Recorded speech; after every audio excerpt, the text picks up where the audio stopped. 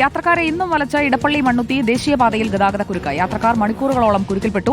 തൃശൂർ കുറ്റിപ്പുറം സംസ്ഥാന പാതയിലും ഗതാഗതക്കുരുക്ക് രൂക്ഷമാണ്. ദേശീയപാതയിൽ അടിപ്പാത നിർമ്മാണമാണെങ്കിൽ സംസ്ഥാന പാതയിൽ റോഡ് നവീകരണമാണ് യാത്രക്കാരെ കുരുക്കുന്നത്. ദുരിതം അനുഭവിക്കുന്ന യാത്രക്കാർ പറയുന്നത് എന്തെന്ന് കേൾക്കാം.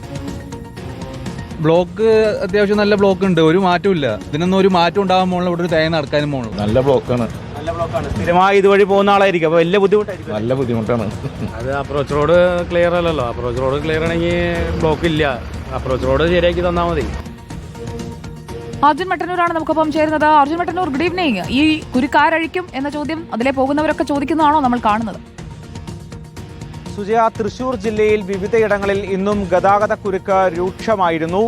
മണ്ണുത്തി ഇടപ്പള്ളി ദേശീയപാതയിൽ വിവിധയിടങ്ങളിൽ രാവിലെ വലിയ ബ്ലോക്കാണ് അനുഭവപ്പെട്ടത്. പ്രത്യേകിച്ച് അടിപ്പാത നിർമ്മാണം നടക്കുന്ന സ്ഥലങ്ങളിൽ, അതോടൊപ്പം തന്നെ റോഡ് പൊട്ടിപ്പൊളിഞ്ഞ ഇടങ്ങളിലൊക്കെ തന്നെ വാഹനങ്ങൾ ഏറെ നേരം കാത്തു കിടക്കേണ്ടി വന്നു. 3 ദിവസത്തെ അവധിക്ക് ശേഷമുള്ള പ്രവൃത്തി ദിവസമായതുകൊണ്ട് തന്നെ കൂടുതൽ വാഹനങ്ങൾ നിരത്തിലേക്ക് ഇറങ്ങുകയും ചെയ്തിരുന്നു. അതേസമയം കഴിഞ്ഞ ദിവസത്തെ അപേക്ഷിച്ച് ഗതാഗത കുരുക്ക് കുറവാണ് എന്ന് തന്നെ പറയാം. പ്രത്യേകിച്ച് പോലീസ് വിവിധ കേന്ദ്രങ്ങളിൽ നിന്നുകൊണ്ട് ഈ വാഹനങ്ങൾ പല വഴിയിലൂടെ വഴിതിരിച്ചു വിടുന്നുണ്ടായിരുന്നു. അത് ഗതാഗത കുരുക്ക് ഒരു പരിധിവരെ കുറക്കാൻ വേണ്ടി സഹായമാവുകയും ചെയ്തു.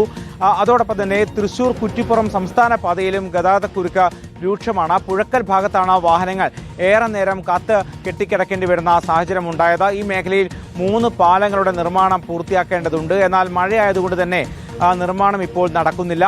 മഴക്കാലം കഴിയുന്നതുവരെ എന്തായാലും ഈ മേഖലയിലും ഗതാഗത കുരുക്ക് തുടരുമെന്ന കാര്യം ഉറപ്പാണ്. സുജയ.